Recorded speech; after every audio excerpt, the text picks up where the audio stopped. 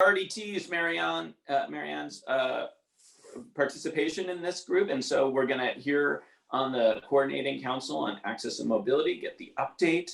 I know I continue to track this very closely. I know sometimes making progress in this area can be frustrating, but it's changing the world for us. And so that if once we get there, once we climb this hill, it will make a huge difference in the world and the way we deliver services. So Marianne, take it away. Okay, thank you, Don, sorry. Good. All right, you can go to the next slide. We don't have to look at my picture anymore. Okay, so I think you all know all the background. We kind of cut down the background at this point. I've talked to you guys, and I know you're all familiar with that. But basically, we had some statutory requirements in the FAST Act that was enacted in December of 2015, and you can see them listed here. And we have met those requirements. And in fact, the last requirement was a report to the president that was submitted on September 30, 2020. And I guess you can go to the next slide. Okay, so we submitted the report to the president again in September of 2020. In the report, I think I just want to say one thing. You sometimes will hear this referred to as the final report to the president, or the final CCAM report, and that's how it is described in the FAST Act, and that's why we sometimes call it the final report. But we don't consider it final in the sense that we know, as Don said, we have a lot of work yet to do on this, and it is a living, breathing effort. I don't know that this report will, I mean, the report is the report, it's out there, but we know that we still have a lot of work to do. I wanted you all to know that FTA is not stopping here, and we are continuing on. So I did want to make that point. But in this report, we talk about all the CCAM work that we've done since the beginning, since the enactment of the FAST Act, essentially, and each of those actions is aligned to, excuse me, a requirement in the FAST Act, so that we're demonstrating that we've met all those requirements. And the way we put this together, essentially, which you all probably already know, FTA led the development, as an FTA has been the agency designated by the Secretary of Transportation to lead this effort within DOT, and all the other CCAM agencies had an opportunity to review and give feedback. So it's really a consensus report of all the participating agencies in the CCAM. Okay, you can go on to the next slide. So this slide just again talks about all of the different things that that we have done essentially since the enactment of the FAST Act in 2015. You can see, I think most of you are probably familiar with all these things, but I'll just briefly describe them. So we had a series of pilot program grants that we've sort of put under an umbrella name of the Transit and Health Access Initiative. They were primarily financed through the Innovative Coordinated Access and Mobility Pilot Program that was also authorized in the FAST Act. We did a series of state and local focus groups that some of you, I think, probably participated in. And we also NCMM distributed a survey geared at identifying barriers to transportation coordination. Then we had what we call the program analysis working sessions, which was really groups of federal employees from the different agencies sort of getting together to figure out what to do now that we knew the barriers from the focus group effort and the survey, you know, what's our best way of addressing them in the current state. And that was the program analysis working sessions. We had the first official CCAM meeting that had been held since 2009, was convened in October of 2019. And then following that, we convened FTA, CMS, and the VA got together to develop the cost sharing policy statement. That was another requirement in the FAST Act. And we also got together, again, really produced the report. And the meat of the report is in the 12 challenges that are described there, which I'm going to get into a little more detail in a minute. Next slide.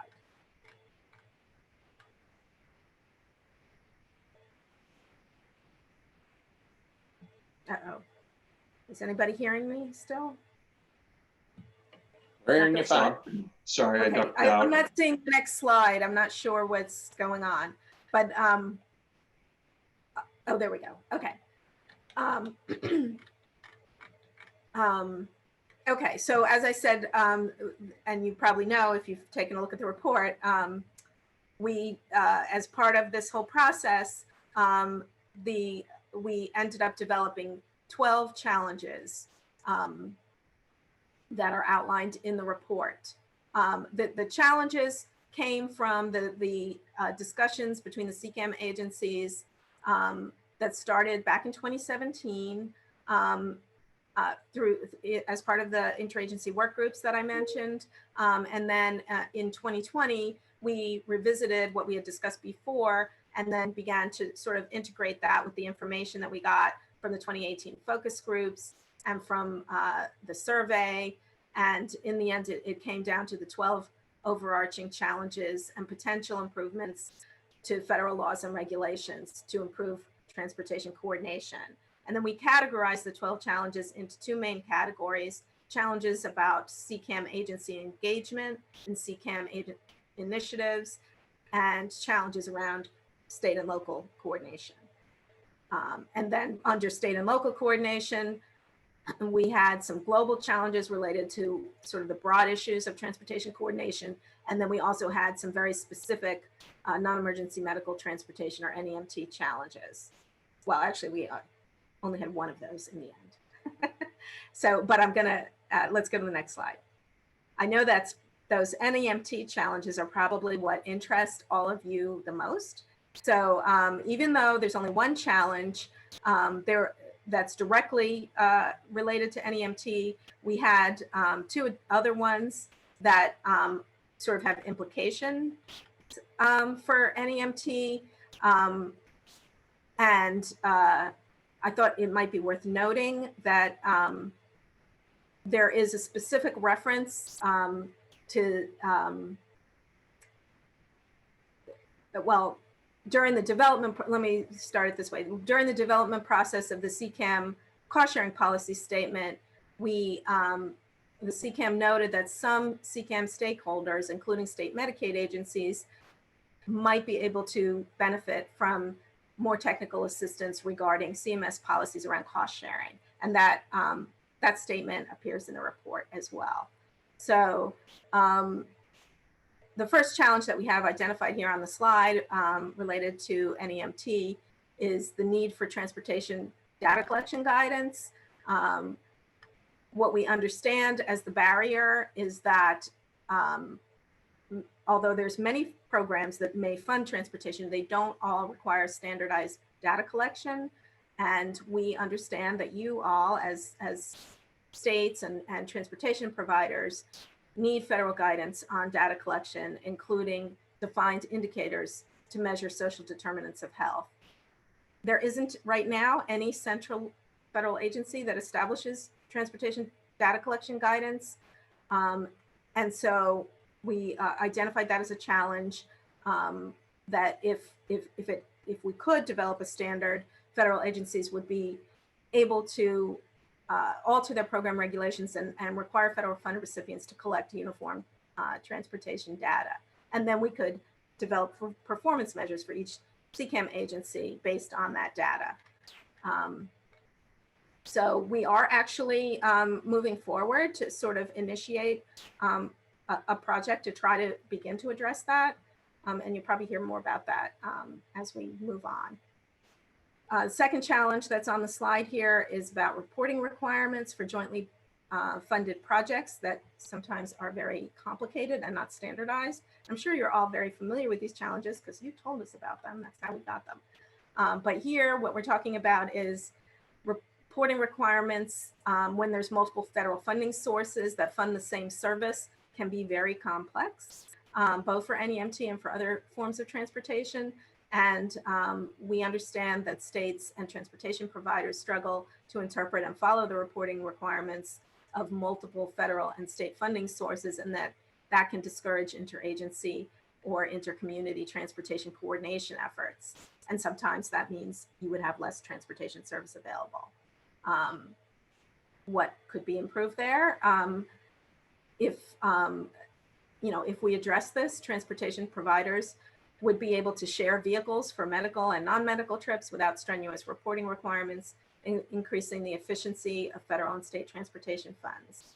And communities that struggle to provide match for federal grants, including a lot of rural communities, I think, would be able to braid federal funds more easily, enabling them to provide transportation that might not otherwise have been provided.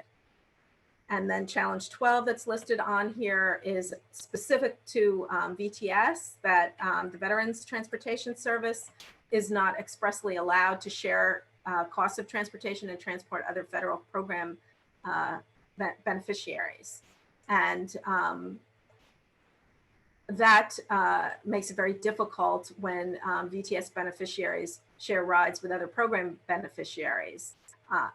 But the authorizing legislation for the VA doesn't expressly allow VA to transport other federal program beneficiaries on VTS operated vehicles to non-VA facilities. So these program restrictions within the VA limit the VA to only providing rides by VTS paid employee drivers and only to and from VA facilities and authorized community care facilities. So, and the VTS program is also restricted to providing transport only to VTS beneficiaries. And obviously this prevents opportunities for states and local communities to coordinate transportation with the VTS. So we'd like to see that if it could be made clear that the VA has the ability to share transportation costs with other federal agencies when VTS funded vehicles transport other federal program beneficiaries, and when other organizations and federal agency programs use their vehicles to transport VTS beneficiaries, that could create cost savings for VTS and for other federal agency programs, as well as for states and local communities. So I wanted to just highlight these three challenges because I think they're probably the ones that are perhaps of great interest to all of you, but there's also 9 others that are in the report that hopefully you've read too. So next slide. Okay, so this is, I wanted to tell you also that we are still working on the CCAM cost allocation technology for NEMT. And this was a project that we developed in February 2019. We issued a solicitation for a small business and innovation research phase 1 project to develop a cost allocation proof of concept model for an open source software application. And I think some of you, I know Don and maybe other people in this meeting helped us by participating on an advisory panel to help develop that project. We did complete phase 1. There's a phase 1 report publicly posted, and phase 2, which is the actual development of the model, is expected to begin in early 2021. And what this does is help us meet another one of the requirements in the FAST Act. We developed the cost sharing policy with an NEMT component to help guide the development of this allocated cost model. So the hope is that since DHS, DOT, and the Department of Veterans Affairs all work together on creating the cost sharing policy statement, it provides key information on both vehicle and ride sharing and federal fund braiding, and the cost allocation model should be guided by those policies and ultimately be a tool that can be used to meet all of the requirements in a satisfactory way for DOT, HHS, and Veterans Affairs. And I think that may be the last slide. I'm not sure. Next slide. Okay, this is just for everybody's benefit. We put all the links to the various products, CCAM products that we hope were helpful to you are here. And I think maybe we have a few other links on the next page. Yeah, these are links to the Transit and Health Access Initiative project selection descriptions, and you can look at those and perhaps be inspired. Use them as best practices, try to replicate them however they can be helpful. And I will say that we are anticipating that there will be another round of competitive grants under this program in 2021. I don't know the timing yet, but watch for that, and we'll consider those additional demonstrations of CCAM work. So that's the slides. I don't know if we have more time for questions or discussion. Yeah, I think we do, and Richard can correct me if I'm wrong. So my first question, so thank you very much for the update, is have you gotten any feedback on that first report on the cost allocation? To me, that's where the meat is in this whole discussion, is being able to do cost sharing, cost allocation. And so I'm curious about what, if anything, you've heard since that first report came out. Excellent question.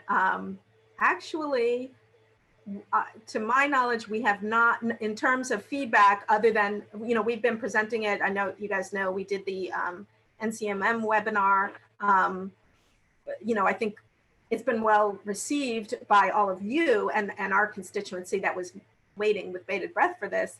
But I have not been on the receiving end of feedback from, let's say, Congress or, other interested parties, the president, Congress, the people that the report was actually sent to. I have not heard any response from them yet. But I anticipate that we will eventually. Yeah, and I'll keep chatting. I want other people to chime in too if they have any questions and comments on this issue. I guess I got two other things, and as much as you can, please speak to the partner agencies and how their buy-in at this point. I'm sorry, your voice was a little muffled. Which agencies are you asking about? As much as you can, Marianne, can you talk a little bit about the buy-in from the partner agencies, so veterans and the partner. Yeah. Yeah. Okay.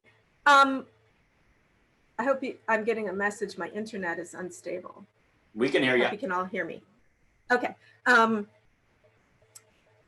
Well, like I tried to say before, it was a collaborative and I would say consensus effort. We were not, as we drafted the report, everything that's in the report was bought off on and signed off on by all of the partner agencies. So anything you see in the report is fully endorsed by those agencies. So that's what I can say. I guess, if you think there was an issue that we may have discussed at an earlier time period and it didn't make it into the report, there's probably a reason. I don't want to get into any more specifics than that, but I guess, I don't know if that answers your question. I guess anything you see in the report and any of the products that we've already produced, that are publicly available, are fully endorsed by all of the partner agencies. And, in terms of the development of the cost allocation model, we're very hopeful that ultimately that will be a truly useful model in the sense that it will comply with, any requirements of any agency that might fund transportation, if that makes sense. Great. And so as the next phase comes out, I'd love to see, and this is Dawn's broken record portion of the conversation, where I repeat myself, is I want to see their logos on the new tool that comes out. I know, at least here in Washington State, our brokers and our folks are pretty risk averse, and they'll want to see some sort of direct evidence that their chain of command, their reporting agency who they get their money from is blessing the tool. And so I will leave that there. But I guess the other thing is, what else do you need from us, if anything? Is there any information you need from us, or something else that would be helpful to continuing to move this work forward? Sure. Well, it's always helpful to continue having these discussions. I mean, what you just said, I'm going to write that down, that to make sure that the model is presented in a way that it's very clear, that it is fully endorsed by CMS, I guess is where you were going with that. And I think we'll try to build that in. So comments like that, anything you can do. I think we are also, we're actually in the process. I don't know, is Danielle, are you on the call? If Danielle Nelson is on the call, she can speak up, but we're right now, as I mentioned earlier, developing, trying to work on the effort to develop the data standards, and we're working on a survey. Well, let me put it a different way. NCMM is working on a survey, not FTA, but NCMM will be in the next month or so, sometime in January, I think we'll be probably conducting a survey. So any of your feedback that you can provide through that about the kind of data that you're aware is already collected, and also helping us get that survey not only to you all, because I think we know what kind of data you guys collect, but it's more about other grantees of other CCAM agencies who may or may not collect data, and how they could potentially. And so when that survey becomes available, we may ask some of you to help us develop it. We may be reaching out to many of you, for specific efforts as we go along and try to address some of these challenges. But beyond that, just spreading the word, and to the extent you can within your states, to bring the state level partners to the table when these discussions are coming on would be really, really helpful. And whatever we can do, to help that happen also, we can talk about that, but because I know that's not always easy to do, but I think we're in a good process of working together at the federal level, trying to give you tools, you're trying to give us tools, and we can go forward that way. I see Danielle came on. Danielle, you want to add anything? I'll echo Marianne's point, Don. That's a great idea. The phase 2 for that small business innovation research project. I think from the kickoff meeting, which we've invited CMS to, talking about using their logo from day one means we may actually, when the 18 months is up, get approval. So that's a great suggestion. I'm sure you're aware in the first round, they wanted to be aware every step of the way and CC'd, but they didn't want to be co-owners. So I'll just be transparent that CMS has been engaged all the way, but in a sort of peripheral, ready to be poised to say no to things at every point, but not necessarily gung-ho. Things might change, so we're always sort of hopeful with that. And this new phase 2 of this SBR project is the perfect time to re-engage them and see if changes that are occurring right now may mean positive things for the next phase. And the data group effort we're doing that Marianne mentioned is really about the SBIR project and that cost allocation, because right now, one of the biggest challenges FTAs had through their AIM grants is that one of them is getting Older Americans Act funds, and they're defining one-way trips differently than we do at FTA. And that difference in data standards is becoming a problem for the grantee. And so that's sort of what we're trying to get at. Great. One question. Quickly on the can data. I throw in a question? Go ahead. Yeah. Is it, and for Marianne, is it appropriate that we at the AASHTO MTAP level make any kind of formal acknowledgement or endorsement or comments on the benefits of this report and the activities that are going forward? Do we need to just stay silent and comment on specific issues? I think it's always helpful if you want to weigh in and communicate your support. We always want that. And you know, if there's something if there's something that's really an issue, you know, you can raise that too. And it's always that's the only way that we're really going to be able to address things, is if we have the support of all of you behind us. And you know, I mean, I think you all know that our biggest challenge, as Danielle kind of alluded to also, is the engagement of the other agencies. And so anything that, you know, it's not that we don't want to move these things forward, it's just you know, transportation is considered a transportation responsibility and not an HHS responsibility. That's what we generally hear. So yeah, and anything you can do to endorse it, support it, urge you know, further work and additional engagement is always helpful.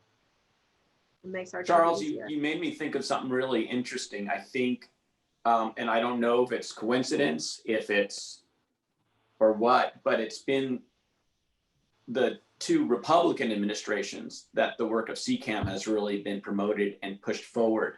It might be worth an effort on our part as the new administration comes in to emphasize that this is important and not to lose a sight of it. And so maybe that's, I don't know, you know, Richard, I know your VIPs have probably conversations coming up with whoever the incoming administrators are and things like that. So it might be worthwhile to reemphasize that point. Well, I fully support that. And one of the reasons I was raising that, because we know that there are feelers out about the incoming administration and directions to take and positive things.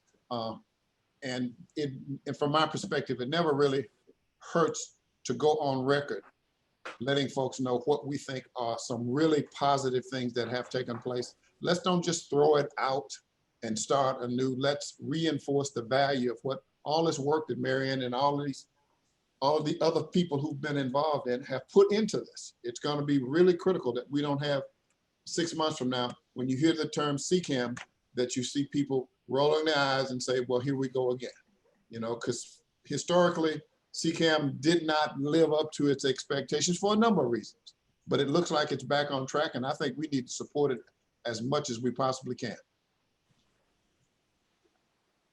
It's hard. I'll just mention that federal fund rating guide that was published, which took a lot of work and only is 67 of the 130 programs, so we could meet their general counsel with ours to talk about if federal fund rating was allowed.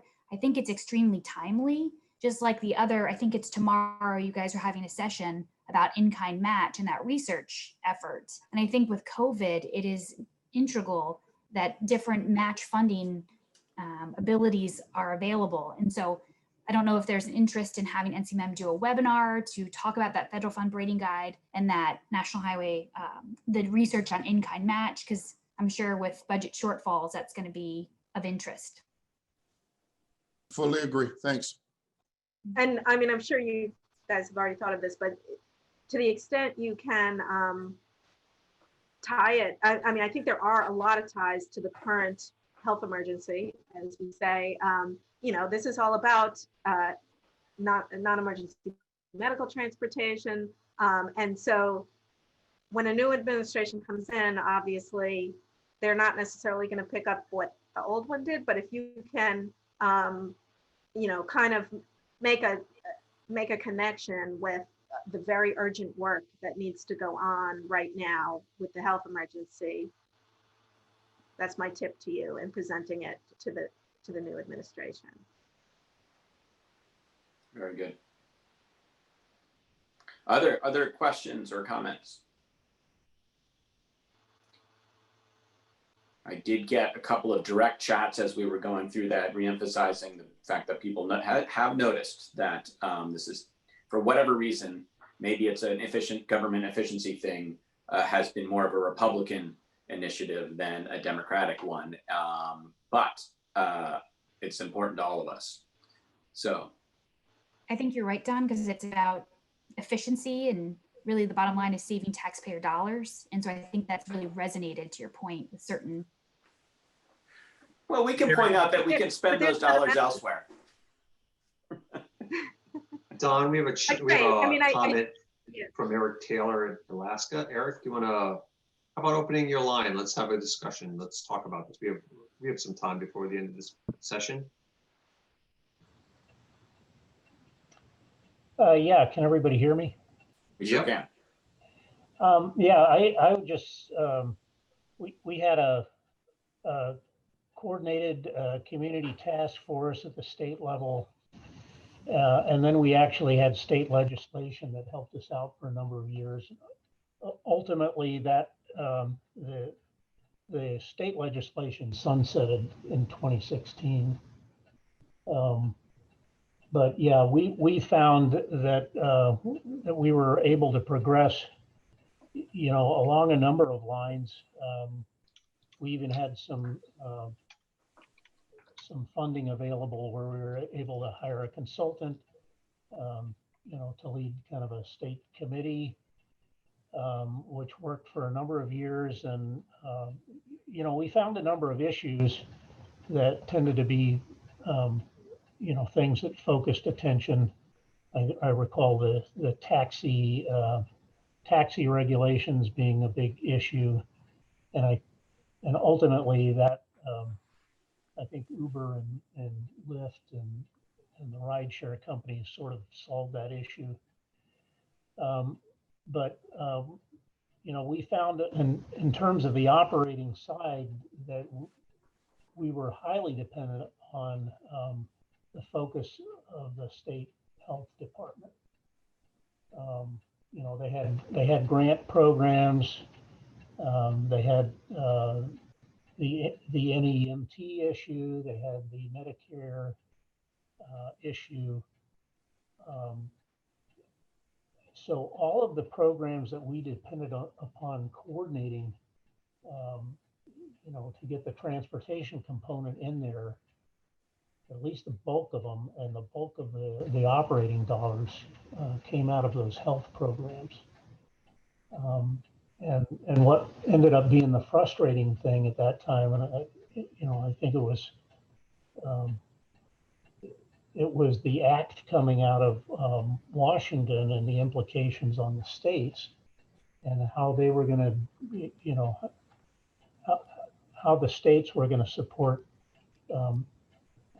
Medicaid and the additional state burden on that ended up driving, you know, the state health department in a completely different direction. And, you know, and eventually the people we had that were interested in it, in coordinating on the transportation level, all their focus just got pulled off in another direction, and they were missing meetings. And, you know, and it ended up being a complete lack of interest, for lack of any other way of putting it. It's just a loss of focus. So I think we've seen that a lot. What we would need to see, you know, going forward is something that somehow preserved that. I like the logo idea, but there almost has to be some apparatus in the health department at the federal level that continues to push this down to the states. Otherwise, I don't see the focus that has been built up during the last 4 years lasting with the incoming administration. That's always the problem with things that are personality based, right? So you get agreement from one administration, and then it's hard to go on unless there's something in writing that's the official blessing to keep this thing going. And so we definitely look forward to that. Thanks, Eric. Hey, Molly, I see that you had a comment as well. Did you want to chime in?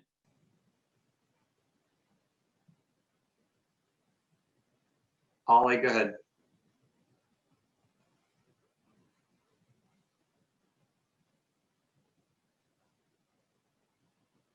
Holly, if you're talking, you're, oh, there you go.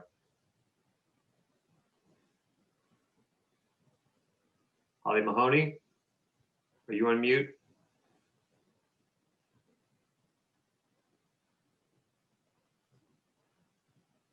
No. All right. I Other don't- other comments? I think so. It's interesting. As much as many of us have been in doing this conversation, well, or at least the 20 years that I've been here, we do have new people every once in a while, and so it is good. I think Molly's point is to get some training. And that doesn't mean everybody else knows all the details of what's going on. I think I'd recommend anyone go through those different additional resources that Marianne provided as part of her presentation. You can learn a lot more. And so I think that that's great. So any other comments or questions as we get ready to wrap up this session? Ladies and gentlemen, now's your time. You can feel free to unmute yourself and ask a question, raise a point. This is discussion time.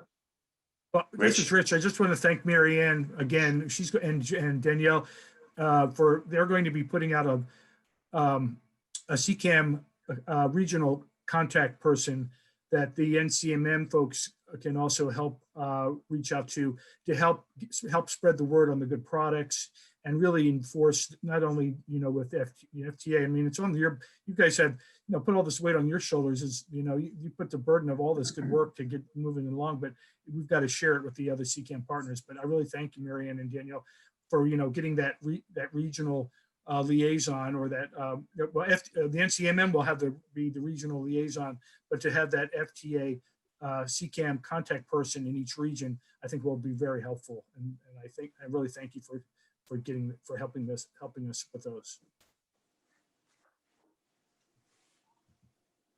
Yeah. I really appreciate that. I appreciate the presentation, Marianne. It was very good, very informative. Danielle, I appreciate you tying the presentation, the CCAM, with some of the research initiatives that we are trying to follow through with the MTAP and the Council on Public Transportation, because these are the things that are going to make the difference where the rubber meets the road, where our subrecipients out here trying to survive. I thank you so much. Wow, it's hard to build off of that. So I'll thank you both. And hey, we get another half-hour break, and then we're coming back to talk about budget shortfalls and the impact on transit. I know in Washington State, it's been pretty interesting times. I'm really looking forward to hearing from other states and how they're dealing with service, with CARES Act, and everything else going on with budget. So let's get up, let's stretch our legs, send a few emails back and forth, and come back and talk in half an hour. And let's say thank you to Marianne and Danielle. Thank you. And applause. No, Thank you for the Charles did presentation. too much, so that's enough. Well, I just want to say thank you to all of you too, because we couldn't do it without your help. I know some of you have participated in a lot of, you've sent us a lot of information. You've participated on advisory committees, and I hope you'll continue as we need that support. So thanks for you. We really count on this partnership. So thanks for coming, and we really get a lot out of it. Thank you. Take care, everyone. See you in a half an hour. Have a great afternoon.